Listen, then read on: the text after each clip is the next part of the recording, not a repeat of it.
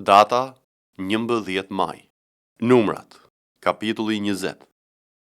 Pastaj tërë asambleja e bijve të Izraelit arriti në shkretëtirën e Sinit në muajin e parë, dhe populli qëndroi në Kadesh. Këtu vdiq dhe u varros Mirjami. Por mungonte ujë për asamblen, prandaj u mblodhën kundër Mojsiut dhe Aronit. Kështu populli u grind me Mojsiun dhe i foli duke i thënë: të kishin vdekur kur vdiqen vëllezrit tanë para Zotit. Pse e quat asamblen e Zotit në këtë shkretëtirë që të vdesim ne dhe bagtia jonë? Dhe pse na bë të dalim nga Egjipti për të na sjellë në këtë vend të keq? Nuk është një vend që prodhon grur, fiq, rrush ose sheg dhe mungon ujë për të pirë. Atëherë Mojsiu dhe Aroni u larguan nga asambleja për të vajtur në hyrje të çadrës së mbledhjes dhe ranë përmbys me fytyrën për tokë, dhe lavdia e Zotit ju shfaq atyre. Pastaj Zoti i foli Mojsiut duke i thënë: merr bastunin, ti dhe vëllai yt Aron thirrni asamblen dhe para syve të tyre i flisni shkëmbit dhe ai do të jap ujin e tij. Kështu do të nxjerrësh për ta ujë nga shkëmbi dhe do t'u japësh të pinë njerëzve dhe bagtisë së tyre. Mojsiu mori pra bastunin që ishte përpara Zotit ashtu siç e kishte urdhëruar Zoti. Kështu Mojsiu dhe Aroni thirrën asamblen përpara shkëmbit dhe Mojsiu u tha atyre: tani dëgjoni o rebel, a duhet të nxjerrim ujë për ju nga ky shkëmb? Pastaj Mojsiu ngriti dorën, goditi shkëmbin me bastunin e tij 2 herë dhe prej tij doli ujë me bollëk. Kështu asambleja dhe bagtia pinë ujë. Atëherë Zoti u tha Mojsiut dhe Aronit: meqense se nuk më besuat për të më mbuluar me lavdi para syve të bijve të Izraelit, ju nuk do ta futni këtë asamble në vendin që unë u dhash atyre. Këto janë ujërat e Meribës ku bijtë e Izraelit u grinden me Zotin dhe ky u tregua i shenjtë në mes tyre. Pastaj Mojsiu dërgoi lajmëtar në Kadesh te mbreti i Edomit për t'i thënë: kështu thot Izraeli, vëllai yt, ti i njeh të gjitha fatkeqësitë që kemi pësuar, si zbritën etrit ta në Egjipt dhe ne qëndruam një kohë të gjatë në atë vend dhe egjiptasit na keq trajtuan ne dhe etrit tanë. Por kur i thirrëm Zotit, ai e dëgjoi zërin tonë dhe dërgoi një ëngjël dhe na nxori nga Egjipti. Dhe tani jemi në Kadesh, një qytet në afërsi të kufive tuaj. Po na lejo të kalojmë nëpër vendin tënd. Ne nuk do të shkelim as arat, as vreshtat tuaja, nuk do të pim ujin e puseve, do të ndjekim rrugën mbretërore pa u kthyer as djathtas as majtas, derisa të kalojmë kufit e tu. Por Edomi u përgjigj: ti nuk do të kalosh nëpër territorin tim, përndryshe do të kundërvihem me shpatë. Bijtë e Izraelit i thanë: ne do të ngjitemi nga rruga kryesore, dhe në rast se ne dhe bagtia jonë do të pim nga uji yt, do të ta paguajmë. Na lejo vetëm të kalojmë me këmbë dhe asgjë më tepër. Por ai u përgjigj: nuk do të kaloni. Dhe Edomi doli kundër Izraelit me shumë njerëz dhe me dorë të fortë. Kështu Edomi refuzoi të lejojë kalimin e Izraelit nëpër territorin e tij. Kështu Izraeli u largua prej tij. Atëherë bijtë e Izraelit, tërë asambleja u nisi nga Kadeshi dhe arritën në malin Hor. Dhe Zoti foli Mojsiut dhe Aronit në malin Hor në kufin të vendit të Edomit duke thënë: Aroni po bashkohet me popullin e tij dhe nuk ka për të hyrë në vendin që u kam dhënë bijve të Izraelit, sepse keni ngritur krye kundër urdhrit tim në ujërat e Meribës. Merr Aronin dhe Eleazarin birin e tij dhe çoj lart në malin e Horit. Zhvish Aronin nga rrobat e tij dhe vishja të birit, Eleazarit, dhe aty Aroni do të bashkohet me popullin e tij dhe do të vdes. Mojsiu bëri ashtu siç e kishte urdhëruar Zoti, dhe ata hipën mbi malin e Horit para syve të gjithë asamblesë. Mojsiu ja zhveshi rrobat Aronit dhe ja veshi Eleazarit birit të tij, dhe Aroni vdiq aty, në maj të malit. Pastaj Mojsiu dhe Eleazari zbritën nga mali. Kur tërë asambleja pa që Aroni kishte vdekur, e tërë shtëpia e Izraelit qau Aronin për 30 ditë. Psalmi 58. A flisni pikërisht sipas drejtësisë, ju o të fuqishëm? A gjykoni ju drejt o bijtë njerëzve? Përkundrazi, në zemrën tuaj ju bluani të keqen, duart tuaja përhapin dhunën mbi tokë. Këta të pabecë janë prishur që në barkun e nënës. Këta gënjeshtar kanë marrë rrugë të keqe që në lindje. Helmi i tyre i ngjan helmit të gjarprit. Janë si gjarpri helmues i shurdhër që i zë veshët e vet për të mos dëgjuar zërin e magjistarëve apo të atij që është i aftë të bëjë magji. O Perëndi, thye dhëmbët e tyre në gojë, o Zot, thye dhëmët e luanëve. U shkrifshin si ujë që rrjedh. Kur gjuan shigjetat e tij, ato u bëfshin si shigjeta pa maj. U bëfshin si kërmilli që shkrihet ndërsa po shkon, si dështimi i gruas mos pafshin diellin. Para se të ngjeret tuaja të ndjejnë zjarrin e ferrishteve, qofshin këto të blerta apo të ndezura, ai do t'i heq tutjet si një vorbull. I drejti do të gëzohet duke parë hakmarrjen, do të lajë këmbët në gjakun e të pabesit, dhe njerëzia do të thotë, me siguri ka një shpërblim për të drejtin, me siguri ka një Perëndi që gjykon mbi tokë.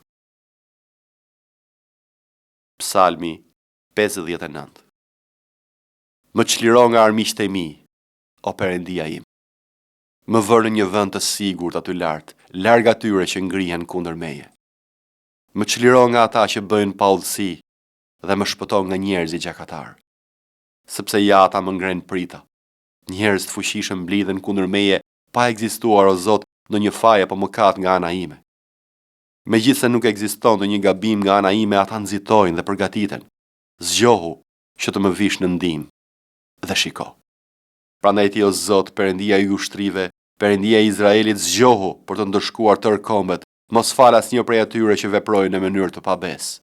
Ata kthehen në mbrëmje, ulërin si qend dhe sillen nëpër qytet. Ja ta nxjerrin fyerje nga goja e tyre, kanë shpata mbi buzët e tyre dhe thonë, kush na dëgjon? Po ti o Zot do të qeshesh me ta, do të tallesh me të gjitha kombet. O forca ime, do të shikoj ty sepse Perëndia është kështjella ime. Perëndia im i dhëmshur do të më dalë përballë. Perëndia im do të më bëjë të shoh ato që dëshirojnë mbi armiqtë e mi. Mos i vrit që populli im të mos harrojë, në saj të fuqisë sate lëri dhe enden dhe rrëzojë Zot, mburoja jon. Për mëkatin e gojës së tyre dhe për fjalët e buzëve të tyre i zënd lagu i kryelartësisë së tyre, për shkak të mallkimeve dhe të gënjeshtrave që thon. Asgjësoj në zemërimin tënd, asgjësoj dhe mos qofshin më, dhe le të dinë që Perëndia mbretëron te Jakobi dhe deri në kufijtë të tokës. Në mbrëmje ata kthehen, ulërin si qend dhe sillen nëpër qytet. Enden për të kërkuar ushqim dhe po të jetë se nuk e gjejnë për të ngrënë, e kalojnë natën duke u ankuar. Por unë do të kremtoj fuqinë tënde dhe në mëngjes do të lëvdoj me zë të lartë mirësinë tënde, sepse ti ke qenë për mua një kështjellë dhe një streh në ditën e fatkeqësisë. O forca ime, ty do të këndoj lavdet, sepse ti o Perëndi je kështjella ime, Perëndia që ka mëshirë për mua. Isaia, kapitulli 9, vargjet 8 deri në 20. Tërë populli do ta njohë, Efraimi dhe banorët e Samarisë, që në kryelartësinë e tyre dhe arrogancën e zemrës së tyre thonë, tullat kanë rënë, por do ta rindërtoj me gur të latuar. Fiqtë e Egjiptit janë prerë, por ne do t'i zëvendësoj me kedra. Por këtë Zoti do të nxjisë kundër ti, kundërshtarët e Recinit, dhe do të nxjisë armiqtë e tij, sirët nga lindja, filistet nga perëndimi që do ta hanë Izraelin gojë hapur. Megjithë këtë, zemërimi i tij nuk qetësohet dhe dora e tij mbetet e shtrirë. Megjithatë populli nuk kthehet tek ai që e godet dhe nuk kërkon Zotin e ushtrive. Prandaj Zoti do t'i presë Izraelit kokë dhe bisht, dek palme dhe xungth brenda një dite të vetme. Plaku dhe njeriu nga parësia janë koka, dhe profeti që mëson të tjerëve gënjeshtra është bishti. Ata që udhëheqin këto popull e bëjnë të shkojnë në rrugë të gabuar, dhe ata që udhëhiqen prej tyre i përpinë. Prandaj Zoti nuk do të kënaqet me të rinjtë e tij, dhe as do të vijë keq për jetimet e tij dhe gratë e veja të tij, sepse të gjithë janë hipokrit dhe të çoroditur, dhe çdo gojë thot marrëzira. Megjithë tërë këto gjëra, zemërimi i tij nuk qetësohet dhe dora e tij mbetet e shtrirë, sepse ligësia djeg si një zjarr që përpin ferra dhe gjëmba dhe flakëron në pjesën e dendur të pyllit që ngrihet lart si një shtyll tymi. Për shkak të zemërimit të Zotit të ushtrive, vendi digjet dhe populli është si eshk për zjarrin, askujt nuk i vjen keq për vllain e vet. Koputet nga e djatha, por uria vazhdon. Gëlltitet nga e majta, por pa u ngopur, secili i përpin mishin e krahut të vet. Manasi përpin Efraimin dhe Efraimi Manasin dhe tokë janë kundër Judës. Megjithë këtë, zemërimi i tij nuk qetësohet dhe dora e tij mbetet e shtrirë. Isaia, kapitulli 10, vargjet 1 deri në 4.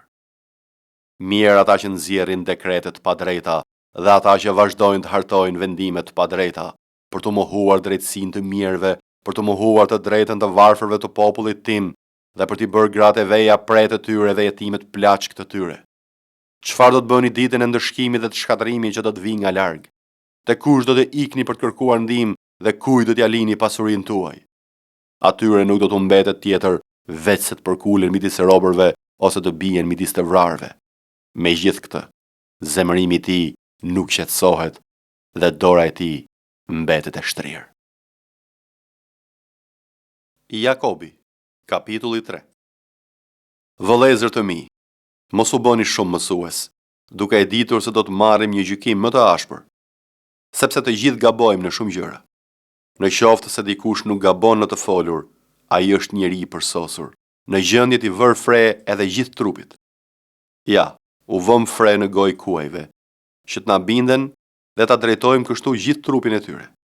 Ja edhe anijet, edhe pse janë shumë të mëdha, dhe shtyhen nga erëra të forta, drejtohen nga një timon shumë i vogël, ku të doj timonieri. Kështu edhe gjuha është një gjymtyr e vogël, por mbahet me të madh. Ja një zjarr i vogël që pyll të madh djeg. Edhe gjuha është zjarr, pot pa drejtësie. Kështu është vendosur gjuha midis gjymtyrëve tona. Ajo e fëlliq gjithë trupin dhe ndez rrotën e jetës dhe ndizet nga ferri. Sepse çdo lloj bishash, shpendësh, zvaranikësh e kafshësh të detit zbuten dhe janë zbutur nga natyra njerëzore. Kurse gjuhën asnjë nga njerëzit s'mund ta zbus. Është një e keqe e papërmbajtshme, plot me helm vdekjeprurës. Me atë bekojmë Perëndin atë, dhe me të ne mallkojmë njerëzit që janë bërë sipas shëmbëllimit të Perëndisë. Nga e njëjta gojë del bekimi dhe mallkimi. Vëllezër të mi, nuk duhet të ishte kështu. Mos vallë burimi nxjerr nga e njëjta vrim ujë të ëmbël e të hidhur? A mundet o vëllezërit e mi të bëj fiku ullinj ose hardhia fish?